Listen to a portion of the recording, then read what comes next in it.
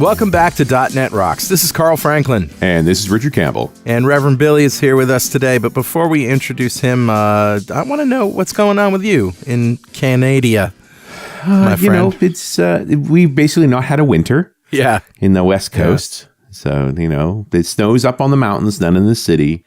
It's been pretty chill around here, really. A couple of good windstorms. But other than that, you know, enjoy it. We're still smug about being Canada. Yeah, that's good. You know, we look around to our neighbors and go, wow, you guys are going kind of nuts. All right. I don't even want to talk about it. I appreciate that. I'm not gonna. Just so you know, we're still up here, still looking at you going, what the? It's not my fault. I didn't do it. Just so you know. Putting it out there. Okay. Yeah. So I guess we should roll the crazy music for Better Know Framework. I got a good one. Awesome.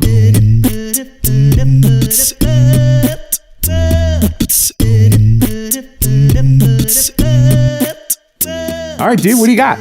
In honor of Reverend Billy, if you go to 1618.pwop.me, because this is show 1618, can you believe it? Yeah, look at that. This is a Pinterest page, and I guess you have to have an account to see this. I'm not sure, but I do have an account. I'm not a Pinterest user. Are you? No, but sometimes I get links like this where there's a collection of photos on Pinterest. So this is UX fails, so user experience fails. I love it. And some of these are just so ridiculous. Oh, man. That I thought I would share them with you and Billy. And Billy, we were just sort of commenting on some of our favorites here, like a sign for rooms 101 to 113. And then 114 to 128 in a hotel. Right. And it's sign, arrow, and then on the next row, arrow, sign. So is you the really arrow don't know. above the rooms and below the rooms the arrow related to those rooms? Or is the arrow beside the rooms? Right. You don't know because it's separated into quadrants. So exactly. It's not like further down in that list, there's the same thing as an elevator button where there's an arrow pointing down at a button and to beside it is a button and an arrow pointing up at a button and beside it is a button.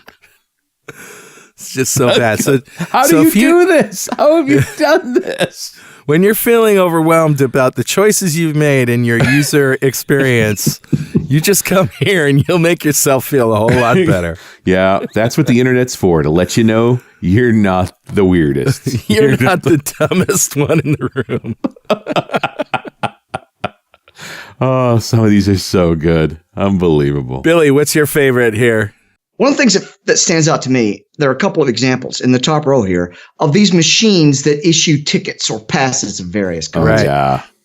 They are consistently bad. And I mean bad all over the world. One of these has some kind of foreign language stuff on it. And then there's another one from America. And then we've all seen the thing that gives you tickets at MGM Grand for the monorail. It's bad. Yeah. And I've got pictures from a parking garage in Pennsylvania, in Pittsburgh, that was just atrocious. So there's something about that area that the engineers that are producing it or something, boy, they really don't get how to make stuff easy to use. Yeah, that's true. Well, and I hate to think that it's profitable when you get it wrong, right? That if you make this super hard, then people don't buy tickets or they buy the wrong ticket. And so you get to find them. And so it's actually an income strategy. Like, I'm just going to try not to think like that. Yeah, well, the place in Pittsburgh had a full-time employee there to explain how the machine worked to everybody that walked up to it. Which now you're losing money. You're paying this person. Like, all right, we got to stop, guys. We got to stop because we could just do this for a whole show.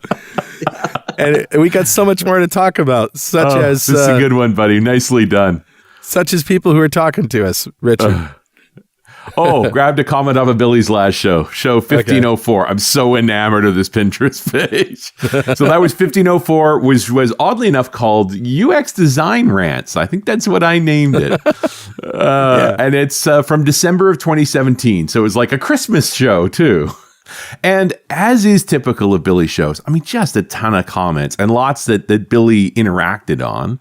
And let me show you an example, or rather read you an example. It's from Rob Blackmore, who said, slightly late to the party, but I wonder if there's any opportunity for Billy to expand upon his vision for a quick build-out UI solution for WPF, or perhaps to explore how the 80-20 of simple and hard requirements should be built out using the myriad of UI technologies that exist in the 2018 landscape. And of course, that's from a show right at the end of 2017. Now it's the beginning of 2019. And back then, Billy gave a quick summary where he said, this is a lot of stuff. And I'm hoping we're probably going to get into most of this in this show because this is what it's about. And he said the basic ideas of a great UI solution for WPF is a shell framework to use as a starting point that provides basic navigation, good theming, cosmetics, lots of standards built in, such as favorites, handling open items, dashboard. And most importantly, it would be easy enough for the typical developer to figure out how to use within a day. Right. Which is what sort of takes Prism off the list. You know, Prism is just so complicated. And I have to interject here and say that I just did one of these for a company in New York, and I turned the shell over to them, and 24 hours later, they had their stuff plugged into it. Wow. Yeah. Wow, so indeed. You clearly know how to do that. I do want to finish this, and then I'm sure this is just more. This could be a whole show. A generator that would scan data schema, present entities, and allow easy design of views and data templates with those entities. Think of it as a front-end generator to the entity framework designer, and the end result would be REST services, data classes, and XAML laid out in fields with all the bindings in place, which is very light switch-ish, which you mentioned, but was always limited, and of course is kind of dead these days because of politics rather than the product. A composition-based designer to help users put pieces together. It would be a total replacement for the current drag-and-drop designer, which is very close to useless. A set of framework components and controls for data validation, data visualization, and other things used in almost every business app that are hard for a beginning or intermediate dev to do and time-consuming even for the advanced developer. And simplicity, simplicity, simplicity, simplicity, simplicity, simplicity. I hear Bomber in my head right now. Bomber is hovering in my brain. And then there's a couple of comments after this that says, please, this is something Microsoft used to do. And Rob came back and say, is there any chance that maybe we could talk about this on a show? So, no, we're not going to talk about it at all. Not definitely. It's not something we can do. You've anchored this show, and we really appreciate your great comment and the others you've made over the years. Happy to send you a copy of the Music to Code By. And if you'd like a copy of Music to Code By, write a comment on the website at .netrocks.com or on Facebook. We publish every show there, and if you comment there and we read it on the show, we'll send you a copy of Music to Code By. And definitely follow us on Twitter. I'm at Carl Franklin. He's at Rich Campbell. Send us a tweet and make sure it has no handle and says pull. Oh, my goodness. Hey, I had a tweet go out of control the other day. Oh, yeah? I found this little obscure art thing about software architecture as different kinds of pasta dishes. So it sort of went from spaghetti code to lasagna layering to now we live in the microservice land of ravioli. Wow. And I put through the graphic up there on a Friday because I usually do silly tweets on Friday. And 360 or 375,000 impressions later, you never know what's going to take off on Twitter. But apparently, software architecture as pasta is a thing. Yeah, anything we can map knowledge to that enhances the abstraction for us, I think, is a good thing. Oh, and the comment from the artist, and I included his contact info in the link and stuff. The comment from the artist was, I guess the next architecture is pizza? Pizza architecture. Oh, my goodness. Where do we start, Billy? We don't need to introduce this man. He's more famous than we are. He's more famous than .NET Rocks. Some of the best shows ever. I would have to push back on that a little bit. I don't think I'm more famous than you guys, but yeah, it's good to be in a point in my career now where I don't have to introduce myself very often, and that is nice. Yep.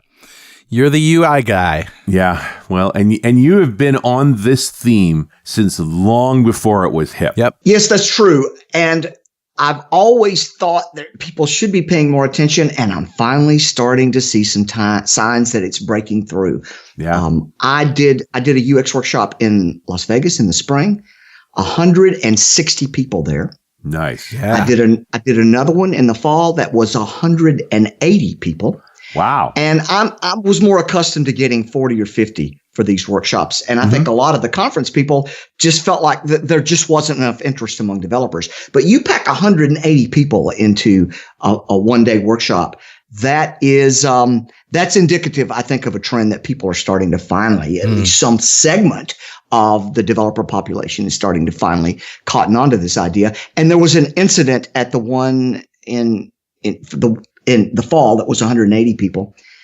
There was a guy that came up to me and said, I went to your workshop about 5 years ago, back when you first started doing them at the conferences. And I took what I learned back to my company. This is a business owner. I took it back, and we really changed the way that we looked at developing software. And I said, well, how did it work out? He said, well, I just sold my company to Xerox for like $40 million. Oh, so sad. And of course, the first thing out of my mouth is, well, you can cut a check for my share anytime today. I'll be happy. Right. But no, I mean, that was of course being silly, because I'm happy to see people do stuff like that. That is just invigorating for me to see people take what I believe to be true, that you can change the way software development is done to emphasize the user in a way that has extremely high value. So I'm seeing some uptake on that. I'm hoping that this course that I recently released on LinkedIn, UX Design for Developers, is going to similarly have a fair amount of uptake. Nice. So tell us about that. This is in learning, right? This is LinkedIn's. This is LinkedIn Learning. Yeah. It was just put out last week. And for those who saw it the first day or two, there were a couple of technical glitches in it. So if you ran into some sync issues between the audio and the images, don't go back. They fixed all that. So it was released last week, and it's 2 hours long. And the basic idea was, see, LinkedIn Learning's philosophy here is that you really need to get things compressed down, because they assume that the people that are using their stuff are very, very busy. Right. So you have to really pack a lot of value into a small amount of time. So this is the first time in at least 6 or 7 years that I've really completely rethought how I present these concepts to people. You know what's interesting about that, Billy, is that the Pluralsight authors are paid sort of by the minute, right? Well, they're paid by how minutes viewed. Yes. Yeah, minutes viewed. So basically, if you can stretch things out, it's in your best interest to do that monetarily. Whereas LinkedIn, it sounds like from what you're saying, they're really focused on being effective. They are very focused on saving people time, and I think that's really good. So, but it's a challenge. Everybody knows this. If you produce content of any kind, being concise and getting to the point in a way that is both understandable but is also as concise as you can make it, that's one of the toughest challenges in any kind of content generation. Yeah. So I spent several weeks doing that and producing new content, and I hope that it's going to work out. You never really know until people start seeing it and start reacting to it. But I hope that I've come up with something that a developer can walk up to as the very first thing they see, and at least walk away with an idea of why this stuff's important and how you would go about becoming more expert at it. And if you're not already a member of LinkedIn Learning, like, you get a free month right off the bat. Make it, if you're just starting out, do UX for design for developers in your first free month. Oh, you bet. I would love that. Yeah. Okay. If it helps people to understand, I'll talk a little bit about sort of the main themes, because when I do UX design in kind of a bigger 2-day or 3-day course or whatever, then I talk about lots of things in kind of a linear way that I think that you need to know it. But in a course like this, I really didn't have the ability to do that. So I started by talking about things like the fact that organizations don't value UX as much as they should, but here's why they should. There was a study put out just as I was doing the course, in fact, from McKinsey, that said that companies that emphasize design thinking had 56% higher returns to shareholders than companies that don't. And I know some of that comes from the fact that there are stable commodity-based companies that don't need to do as much design and innovation. But nevertheless, I think the average company in a rapidly changing economy, especially a company that depends upon software for a competitive advantage, they really need to have some design thinking to help them through the changes that come. So that was one of the big topics. Another one was I spent a lot of time talking about cluttered screens. Yep. Because that's just a chronic problem and it's symptomatic of a bigger issue, but people they're almost at a point of resignation. Well, I just have to have crowded screens. And there are many design principles that say you shouldn't, and there are ways around it. So I spent a fair amount of time there trying to get people to understand the value of doing something about crowded screens. Yeah. Maybe I'm oversimplifying here, but isn't this the developer's default? Just give them every option? That it is. Well, I think probably a better way of describing it is the developer's default is to keep dragging stuff onto the screen until it's full. Especially in the old days. Remember Alan Cooper in the Visual Basic days was talking about user interface, and he and I actually used to have contests where we would try to find a more ridiculous UI screenshot and send it to each other by email. Yeah. And he won. He won. He sent me one that was like, there wasn't a millimeter of space that didn't have a button, a line, a square, some sort of checkbox or something on it, and it was every color of the rainbow. Terrible. You know what I need to do for this show is put a link to the spoofed up screen I have that's crowded. Okay. And when you first glance at it, you think it's just a regular data entry screen. If I say, okay, how many of you have a screen that's like this? Most of the crowd will raise their hand. But when you start looking at it in detail, you realize that it's complete and utter gibberish.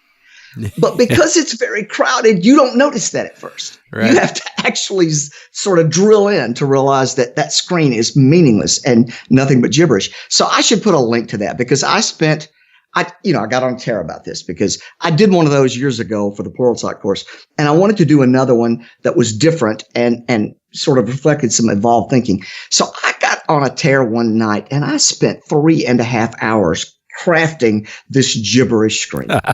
So, and I don't know, you get on these things and you realize, I could make it even better if I did this. So I did that for over 3 hours one night, and we should probably put a link to that. Yeah, we should. Yeah, absolutely. Do you find that the stuff that you teach in your classes, that you find web developers and mobile developers taking your courses? I mean, you talk about general design principles, but you are, what you like to code is usually native apps. That's true, and the crowded screen problem is worse in native apps, but websites tend to have it too, especially web pages that are for business applications. They tend to cram too much stuff on there too. Mobile apps are better about not doing that. So the design principles for mobile and web and native are all pretty much the same. Yeah. But I find that the majority of the class tends to be people that do business apps, and most of them do use native technologies. Mm-hmm. Windows Forms is still very, very popular, for example. And so the crowded screens issue comes up for them, and I tend to emphasize that because that's a big value add for them. The web guys, I really try to appeal to. They have some limitations in terms of the technology. They can't do some things with state management and such that you can economically do on the native side. But yeah, the principles are the same. And I've had web people say that they got a lot out of the course as well. Yeah, that's awesome. Now, is the answer to these crowded screens just to make more simpler screens? The answer to crowded screens is to understand what the user needs to do at a sufficiently deep level that you can show them what they need to see at the point they need to see it. Right. So you have to think about the process. That's of right. Workflow. If you understand what they need to see, then I go through this with some of the design principles. People's cognitive and visual capabilities are simply not sufficient to grasp everything that's on crowded screens. They learn to kind of dart their eyes around to find the thing that they need right now. But if you give them exactly what they need at any point in their workflow, they don't have to filter that clutter out. That speeds them up. It makes them less stressful to do it. And it makes them less likely to have an error or to not notice something that's very important. So yeah, it starts with understanding their job.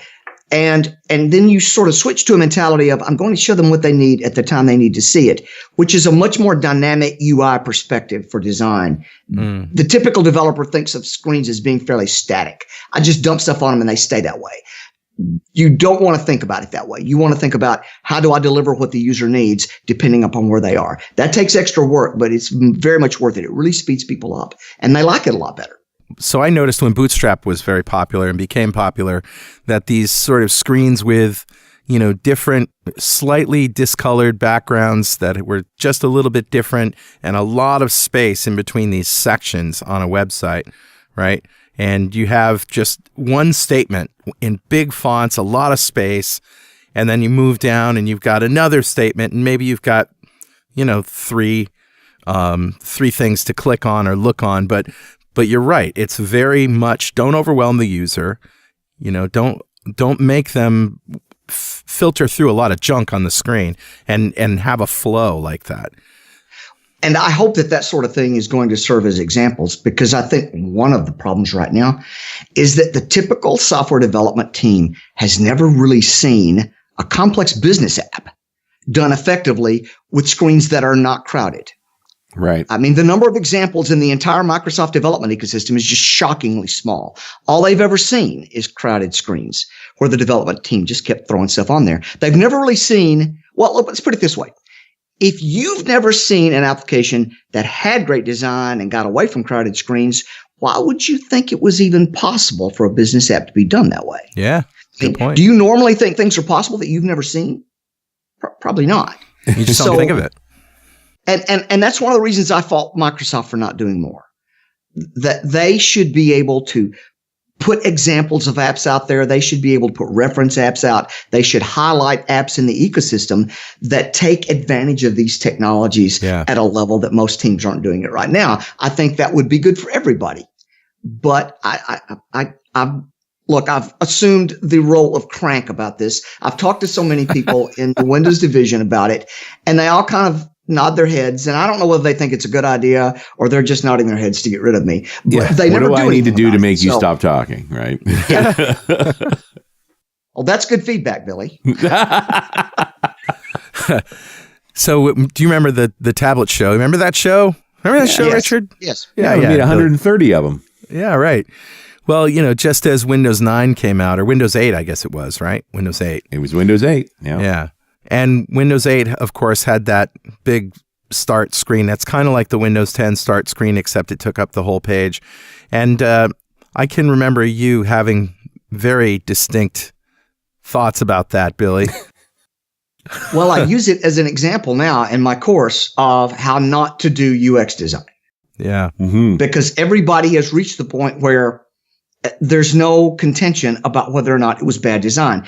Because ultimately, if the users don't like it and they refuse to use it, then it's bad design. Yeah. There just isn't any way around that. Right. And I knew a lot of these things from the very beginning because the Microsoft team really violated some of the most important and basic principles of design. So, yeah, I feel a little bit vindicated. I'm sorry that it turned out that way. I still think there are some improvements in Windows 10. I don't like the sharp-edged blocks with the bright colors in the start menu. I don't think that's a good way to do it, and I could show some alternatives that I think are better. But in general, Windows 10 got back to, okay, what do our users really need, and did a much better job than Windows 8. It did not surprise me to see Windows 8 crash and burn. So what about the Mac? I mean, the Mac has the Finder, which is just a screen full of icons, and you can search through them just like you can in Windows. It's not all that much better, except there's a little more space around the icons. I don't think that it's that much better, but it just is simpler enough. It sort of keeps a lot of stuff at bay so that you can focus in on it. It's not bad. I'm not an expert Mac user, but I have used it sometimes. And when I used it, I didn't have any trouble getting around in it. I didn't have any trouble accomplishing what I need to. I didn't have to go to Google to look something up. And I didn't get frustrated. I don't get to the point in the Mac where I am filled with rage because I can't figure out how to do something. And let me tell you, there are places in the Microsoft ecosystem where I do. Paint 3D is a horribly, horribly badly designed app. And now it becomes the default when you type Paint. I know. Yeah. and I just cringe at it. I can show you videos of absolutely horrible user experience that I've taken in Paint 3D. It's just really, really badly done. So I think in general, Apple doesn't ever really get to that level of fail as some of the apps in Windows 10. I'm not saying that they're the absolute best design in the world, but as a company, they do reasonably well. They actually train their developers in design thinking. That's a corporate culture thing inside Apple. And given their general success over the years, I think that probably indicates that it's very valuable. They are, of course, on a little bit of a difficult path now because they haven't produced quite as much innovation in the post-Jobs era, but they're still doing okay. And I think that the lessons that we could learn from Apple, most developers are probably not exposed enough to Apple to learn them, to be honest. Yeah. Well, and they're, it's interesting how all these companies have kind of punted on design guidelines, certainly Microsoft, but you don't get a lot of explanation from Apple either about what they really want from an app and how they want things to look. Well, I think a lot of that is the evolution of the technologies, especially the native technologies, means it's very hard to keep your guidelines up to date. When you had file edit, window help, very minimal sort of technology capabilities back in the 90s, it was relatively easy to come up with guidelines that optimize the constraints. Right. That optimize use of that technology because of the constraints. Now we don't really have any constraints. I mean, if I can sketch it on paper, I can probably build it in WPF. Mm-hmm. But it doesn't make it a good idea. You mean to do custom design on things? Well, no, but it's just like I got to think most people. When I think back to the Battleship Gray forums, like there was so many design decisions simply made for you because that's where the file goes and that's where the help goes and that's where the save goes. Like that's why people could find things. Yeah. Like, have we really gone away from that? Does that no longer make sense? Or people are not looking at consistent places for that? Well, in general, it doesn't have as much applicability as it used to for a couple of critical reasons. And one of them is the changing role of data in applications. Because back in that era, probably 70% of the screens of a typical application were to get data in, what we call CRUD screens at the time. Right. Yep. But nowadays, data comes from everywhere. We've got sensors and we've got event logs and we've got everything. All this data feeds into the applications, and even business applications, you don't enter data in many cases. You get it from a partner or something. See, that wasn't really practical in the 90s, was it? But now we can just, have some internet-based service to go get that data. So now applications are managing huge amounts of data that they weren't before. Well, if you're going to consume data, number one, you don't need so many CRUD screens. The typical application we produce is down to about 20% CRUD screens. The standards of the day were optimized for those apps that had a lot of CRUD screens. How do you optimize an app for a world in which the data varies so much and the data visualization varies for every problem that you have? See, that data needs to be used. A lot of it isn't being used right now. And I talk about this in the course about data visualization as one of the most important reasons to become somewhat proficient with UX design, because we've got all that data and it's not being used. And I don't see a way to implement good data visualization in an app without going through some design. And I don't think you can do it prescriptively. I mean, you can for a subset of the data, but if you're really going to take advantage of most of the data out there, you really can't do that prescriptively. You have to do that by looking at all the ways that you could visualize data and understanding the problem and picking the ones that really apply. Right. And you're well known for doing visualizations that have to do with the business model. In other words, instead of just using pies and bars, you take some object that represents what those numbers mean and use that. Sure, like a fuel tank. But sometimes bars and gauges and pies are okay. It depends upon the circumstances. So it's not that you have to do everything custom, but you do have to at least choose from your palette of choices to visualize data in a way that makes sense to the user. That, I think that alone is enough reason for developers to understand something about UX design. If the applications are changing so that the data becomes more and more important, and it sure looks to me like they are, then, and you have to have design in order to make that data accessible and consumable by the users, and you have to have design to do it, then to me, that's kind of part of the evolution of the role of developer, that you're not just banging out CRUD screens anymore, and you're not just dropping data grids onto screens anymore. Yeah. You're actually thinking about how people see and use the data. Mm. Just to hang on a minute, Billy, for this very important message. Hey, Carl here. I just wanted to call out one of our patrons, Jonathan Gallagher, for pledging $100 a month. Thanks, Jonathan. And thank you to all of our patrons who support this show every month. And if you'd like to have your name called out on .NET Rocks, become a patron at patreon.netrocks.com and help us stay on the air. Thanks. And we're back. Richard Campbell, Carl Franklin. It's .NET Rocks. We're bringing back our friend Billy Hollis to talk a little bit more UX and his new course, the UX Design for Developers on LinkedIn Learning. And I think this data visualization part, I have this book that I love, I've had for many years, and it's like its 50th printing, called How to Lie with Statistics. And I think the government buys most of them. But I used it to shape the way we visualize data to make the right suggestions. I guess, this idea that in Western culture, lines that go up and to the right mean good. Down and to the right mean bad. Mm. And you get that sort of when you show a visualization like that, they get a visceral reaction, and then they look at the data. But you've already set their thinking by that visualization. Mm-hmm. And you can do that with color choice and things like that as well. Sure. And shape choice. Sharp-edged objects, when you put it as part of the data visualization, create a sense of edginess. That's where the word comes from. Mm. And so you can actually manipulate people's emotional reaction to data just by using different kinds of shapes. Smooth shapes are going to evoke a different reaction than sharp-edged shapes. Mm-hmm. So yes, there's all kinds of things like that. But the key for me is that you use it for good and not for evil. Mm.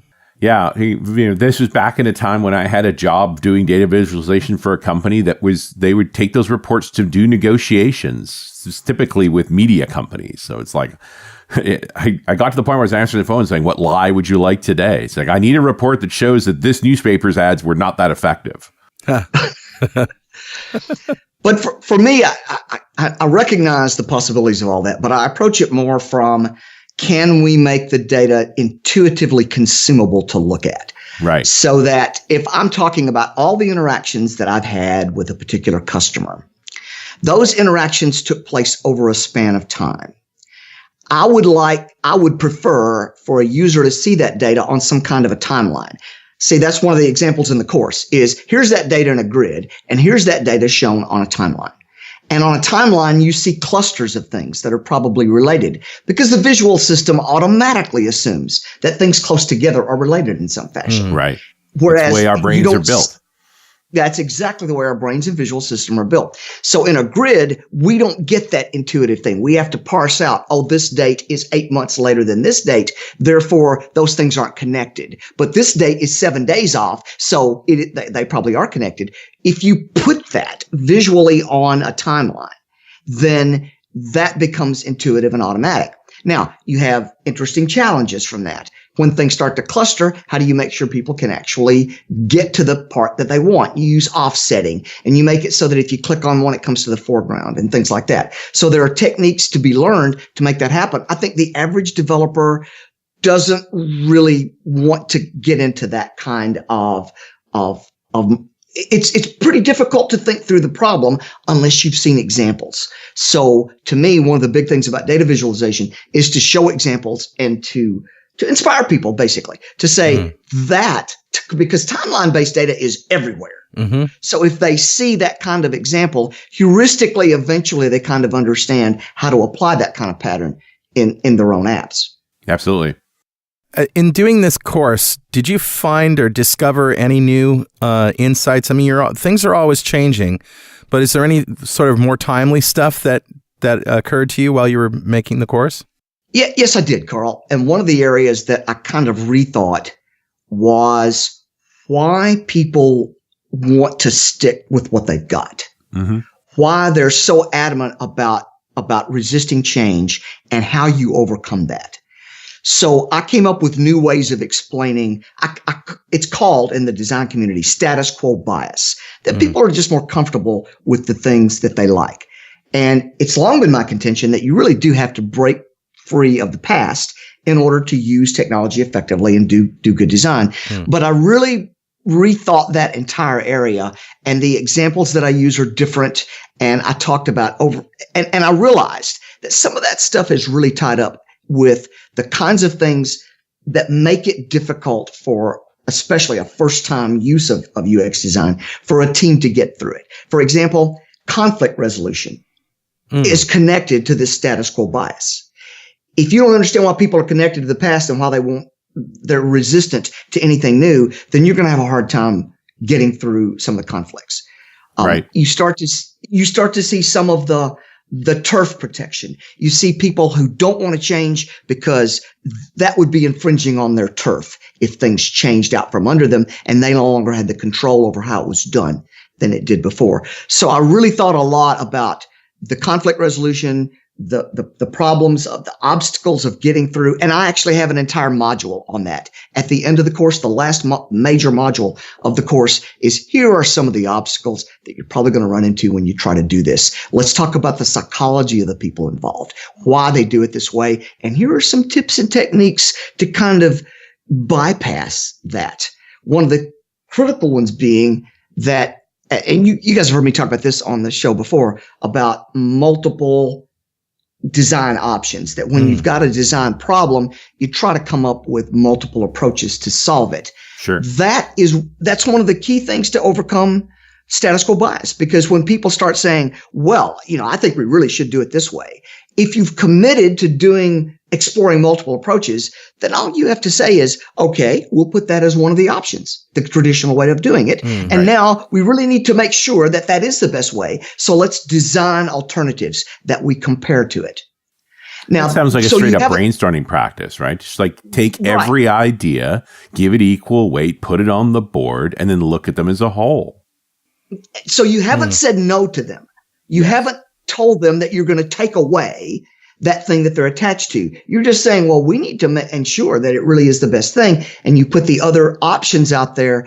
And typically the user's input immediately, if you've hit the target on design, will immediately gravitate to this much better way of doing things. And they see for themselves that much better way of doing things is what the users want. It's less risky. And especially if they've been involved in the design process, so there's some measure of buy-in, they start to lose their status quo bias. They start to not feel as threatened by the whole thing. So I really rethought that area a lot, and enough that I did an entire module in the course on it.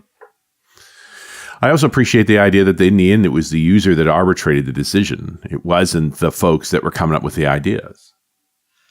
That's true, but there are limits on that. The users are not the absolute authorities, because, some users have status quo bias too. If you've worked at a company for 20 years and you're the expert in all the stuff that's evolved, even if it's hard to use, what do you care? You already know how to use it.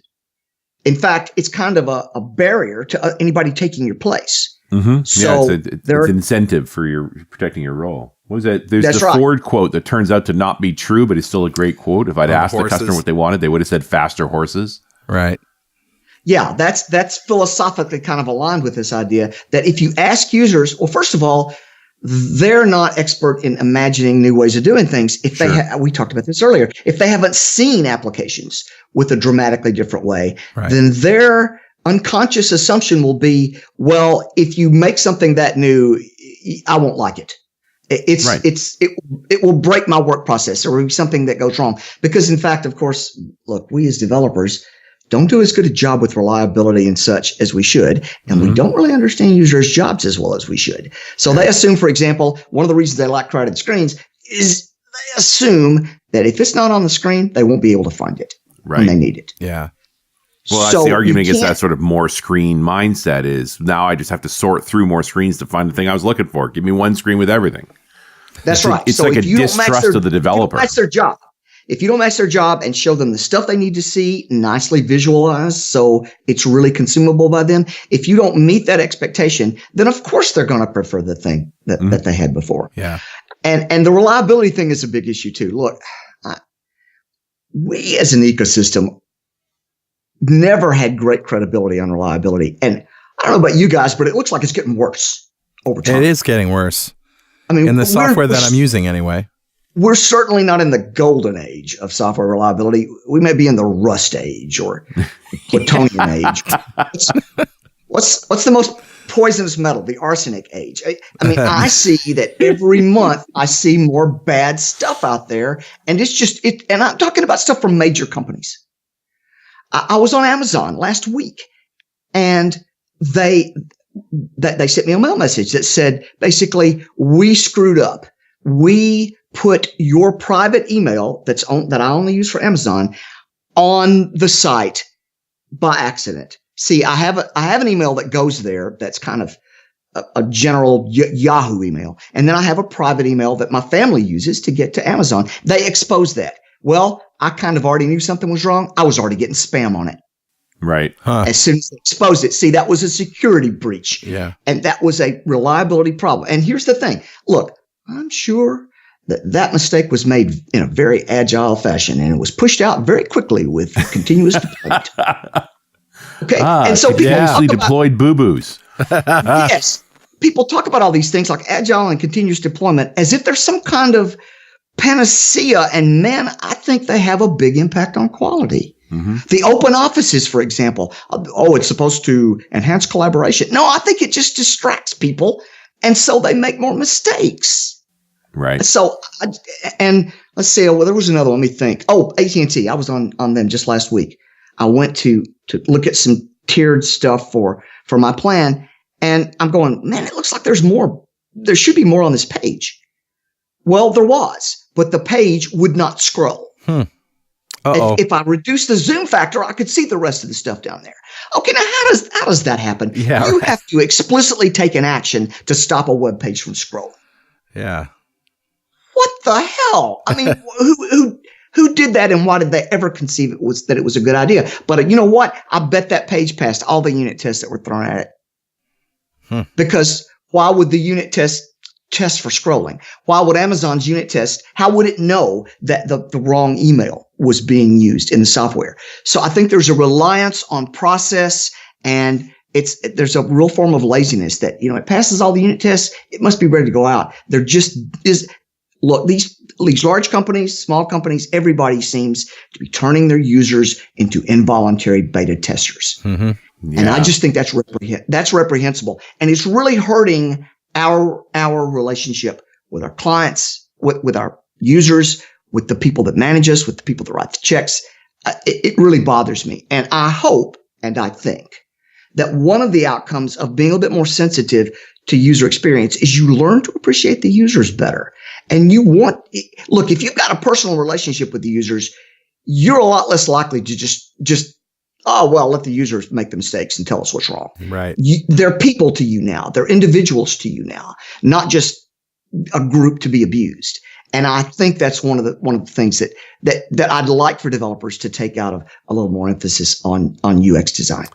Yeah, I appreciate that there's a whole psychology to this. I feel like this just ship it, we'll fix it later thing is because we've gotten so good at shipping software cheaply. When you had to burn a CD or a DVD each time you wanted to send out an update, you were really, really careful, but you also didn't send out very many updates. The economics of it. But then that's really, to me, that's really false economy in that we're just not going to do the testing at all because we can fix it later. Well, yeah, but you have to ask what the cost of that are. As far as the developers and the IT staff are concerned, well, if it's not our cost, they don't care.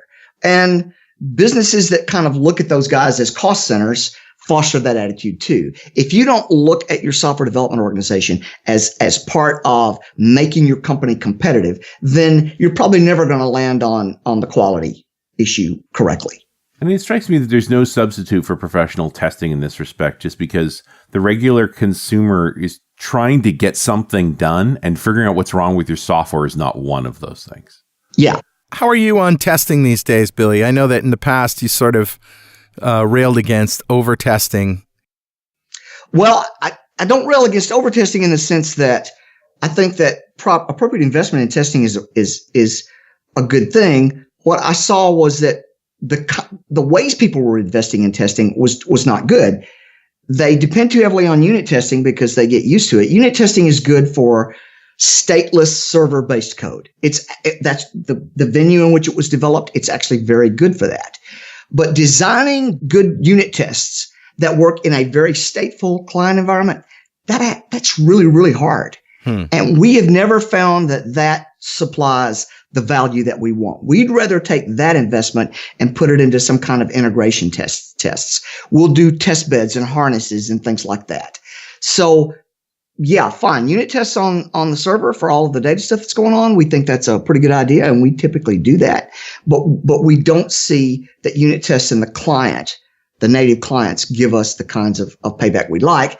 They're not there are certainly parts of the client that we can unit test. Some of our data validation components, for example, are in a sense stateless. You walk up to the component and say, is this good or not? Well, okay, we'll unit test stuff like that. But the interactive parts that the user actually works with, no, we don't write unit tests for that. We have integration testing as a substitute for that. But also this aspect of developers responsible for their own testing. They wrote the code. They should make sure the code works. Do you subscribe to that strongly, or do you think there's still a place for separate QA? Oh, I think there's definitely a place for separate QA. Okay. I've known this since I wrote some of my first programs and thought they were working, and the manager that hired me to do this came along and broke the thing in 30 seconds. Okay. That's just there's change blindness and some of the other psychological principles mean that developers simply overlook things. Right.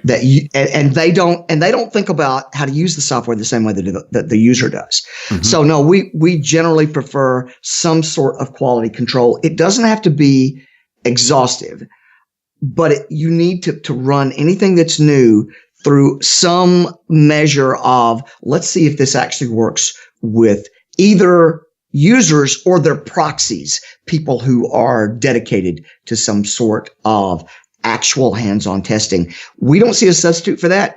And I think that given that our applications, when they are installed, the users feel they are at an acceptable level of quality, I think that the way we're doing it must be okay. And, I'm not dogmatic about process, okay? Mm-hmm. I'm fine with anything that works.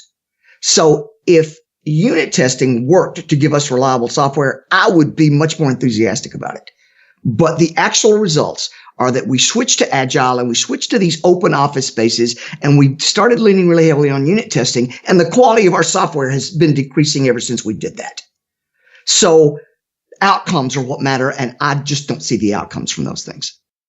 So I know we've been talking a lot about general principles and things, but when it comes to actual design process, is there a standard that you follow, like or a set of standards that you follow? Is there a timeline? Is there a recipe for sitting down with the customer and figuring out how design is going to work? Well, that is an excellent topic for discussion because you have to achieve a nice balance. There are certain people that really like things to be pretty prescriptive. For example, David Platt has a fairly prescriptive design process that he goes through. With my own skepticism about dogmatism over process, I tend not to be quite that way. But in fact, the process is so important that about half of the course, maybe a little bit more, is dedicated to design process. But my approach to it is these are the steps you're going to have to take to make this work. How you take those steps, well, there's various options you might try.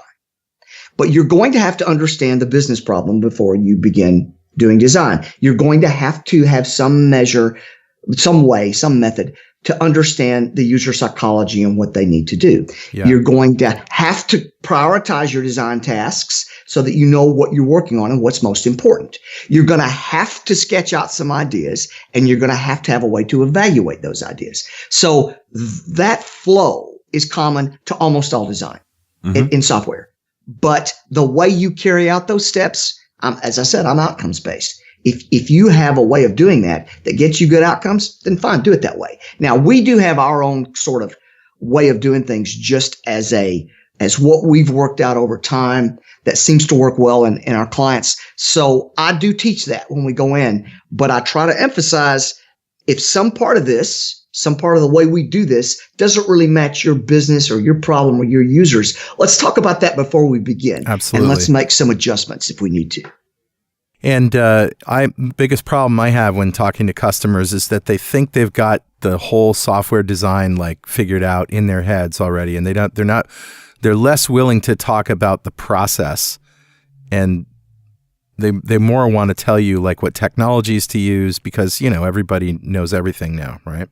Well, that is certainly a problem. And there's a little bit of turf protection there, I think. Sometimes there is a step in my recommended process, for example, called visioning.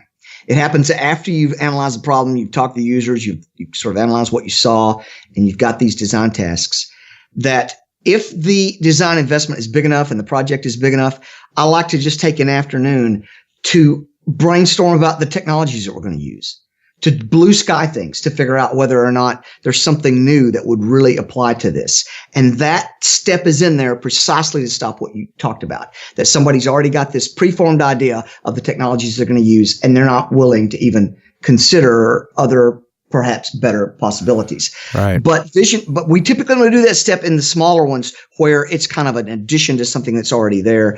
In that case, the technology constraints don't really allow us to do that. But if we're doing something new from scratch, we're going to try to take into account all the things that could be done instead of just blindly going down whatever path they've gone down before. I find my role a lot in these conversations is to steer it back to the process and get away from the implementation, because that's where people want to go. They think they've already got it figured out. And so, it's very easy to jump out of the business model process and into a particular technology when you're talking about what you want to happen. Well, that's because that's where they see their value. That's why they think they were hired. They were hired to implement things. They were hired to code things. They were hired to, get that stuff cut into a screen that you can see on this, that the user can see and do things with. And so they don't see their value as much in some of that earlier stuff. And as a consequence of the fact that they see it that way, they don't have experience there and they don't have as much confidence there. Right. People tend to avoid things that they don't really have any confidence that they can do. So developers in particular, I've joked about code addiction for however long, because developers really do like to write code, and they really will blow off things to get back to writing code. But to be honest, some of that is not really addiction so much as it is that's where my comfort level is. That's where I know I supply value. I don't know if I supply value to this design process, so I'm kind of afraid to do it. I don't want to look like a fool. And so that's kind of the psychology. Now, once somebody goes through a design process, one that's flexible enough and well structured enough to produce some value, now they're fine. They're never going back. But during that first experience, you have to keep people on the path, so to speak, because they will wander right off the path. In fact, that's so bad that just this week I had to fire a client that was doing exactly that. Wow. Yes. And I thought it was going to just be an absolute beautiful match, a software company that needs to sort of go to a new level of things. But I explained it, and I thought I got across, and I guess it's my personal failing that I didn't, because when we actually started getting down the details of planning things out, it was all micromanaged. We were just resources to be plugged in to stuff. And so I just I missed the ball there. I messed up, I guess. It's a subtle thing to trying to sort of peel that onion and realize, oh, okay, your intent was very different than our intent here. It's glad you found it early. It could have been way worse. Yes, when things are that mismatched, the chance of failure is extremely high. It takes a lot of nerve just to stop. And firing clients, like a lot of people are like, money is money. I got to do the work. I don't care if I'm happy. Yeah, and I'm lucky enough that I do have a little bit more flexibility there than the average consultant, but it broke my heart to do it. I really like those people. They have an interesting, challenging problem. And I saw it when I originally saw it. Oh man, we can help these people so much. And so it broke my heart to do it. But they're not open to the help. You're just asking for frustration. Yeah. Everybody's going to be unhappy. Yeah. So I hated that. I still like the people, and I hope that they don't take it badly, and that, if I run into them at a conference or something, they'll be okay with it. But yeah. What about dedicated UX people, Billy? we've really been talking about developers getting into the design element, but when do you need a dedicated UX person, or when does it make sense to recruit one or to contract one? Well, if you're large enough, and particularly if you write software in packages that are deployed as a service or as a package, then you reach a point where a dedicated UX person can be pretty helpful. Mm-hmm. But that's the minority of companies. That dedicated UX person, it's hard to find the person who can do that, because if you advertise that position, you're going to get 2,000 visual designers from the web who think they can do that work. Right. And 90% of them cannot. Well, probably half of them could learn to do it if somebody would show them how to do it. But if they're in that position, they're supposed to already know. Yeah. And so I really, actually, I have a thing in the course. There's a topic on when you need a professional designer and how to go about finding one without sort of messing up too much. And you certainly could, in a big enough effort, recruit somebody who primarily had that responsibility. The main thing to watch out for is somebody who says, okay, I'm just going to do the design and hand it over to the developers. Right. Don't do that. Nobody's going to know enough to do good design without collaboration. Or I don't know, I guess there are maybe a few genius designers out there who can. I can't do it. But that's true of software architecture or anything where you're taking an overview like that and then trying to implement it. If you don't stay in the process, then your design is never going to happen. And B, if whatever does come out of it's not going to be that good. Yeah. Yes. So, yeah, getting such a person as that, if you're big enough, I think is good. But boy, it's a challenge to recruit them and find somebody who will work with your team. I think the best thing to do when you're trying that is to, if you get somebody, to have them come in on some kind of a consulting basis or something to work with your team through one project and find out whether they're really going to fit. That's a much better way to do it than just put up a position on monster.com and try to hire. Yeah. I also think, and listening to you, I'm thinking, it feels like I would rather grow that internally. The same way that you found, one dev that just was really great at writing SQL and ended up, living in that both worlds. They had the dev mindset, but they were great with the data. If you have an emergent user experience person who's also a dev, you're probably going to have more success. Oh, in general, I think that is more common than people being able to hire into that position, because 1 out of N developers, let's call it 1 out of 30 or 40, that go through the process and I teach them the things, they feel a real affinity for it. Mm-hmm, they feel some talent there, and they enjoy doing that as much or more than coding. Then they slide into that position. So yes, I've had several clients do that. And the bigger your team is, the more likely you are to find somebody like that. We've known each other long enough. I remember watching your transformation, Billy, because it was also reflected in how you took photographs and how you were. Eventually, you started looking at things differently. You talked about different things. Like it does seem transformative.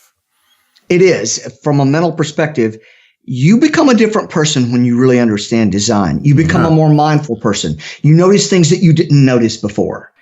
Right. And it's about having those experiences that are so much better, and that you can actually say, oh, I can do that. Oh, well, why wouldn't I do that every time?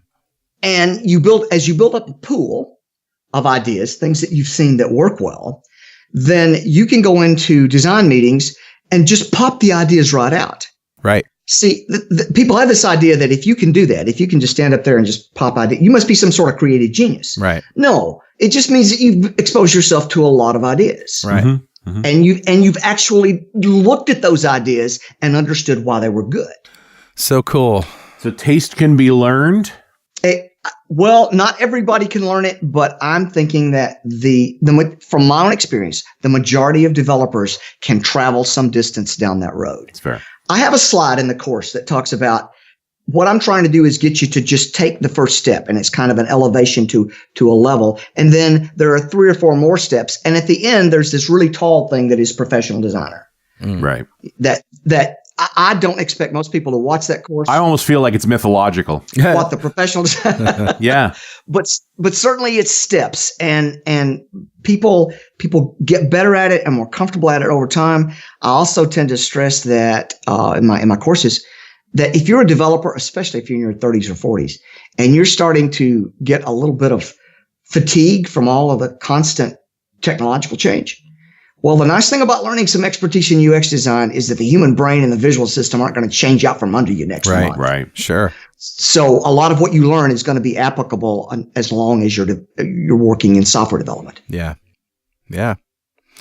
Billy, it's always great talking to you. We always learn something, and it's just fun besides that. Well, I hope that, because I keep coming back to the same ideas, I hope people don't find them repetitive. I try to find different ways of thinking about it, and I do have new insights on occasion about it, just as I work with clients and I see something I've never seen before. So I always enjoy being here, and I can tell from the comments and from some of the emails I get that people do get something out of it, and that I'm really happy about that. So I'm always happy to do it. Us too.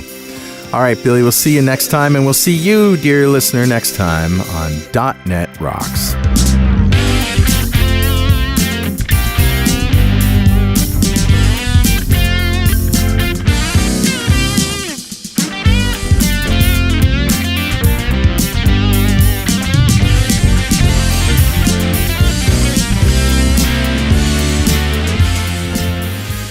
.NET Rocks is brought to you by Franklin's Net and produced by Plop Studios, a full-service audio, video, and post-production facility located physically in New London, Connecticut, and of course in the cloud. Online at pwop.com. Visit our website at dotnetrocks.com for RSS feeds, downloads, mobile apps, comments, and access to the full archives going back to show number 1, recorded in September 2002. And make sure you check out our sponsors. They keep us in business. Now go write some code. See you next time. Got transmitter banned by the FCC. Yes, I'm a